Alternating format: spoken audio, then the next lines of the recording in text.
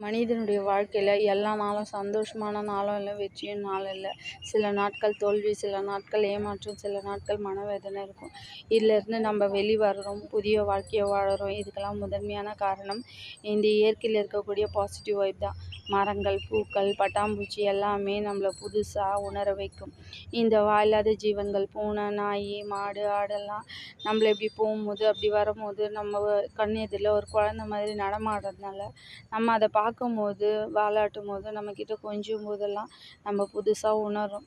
இந்த true love மனிதன்கிட்ட கொஞ்சம் தான் இருக்கும், ஆனால் இந்த வாயில்லாத ஜீவன்கள்கிட்ட முழுமையாக இருக்கும்.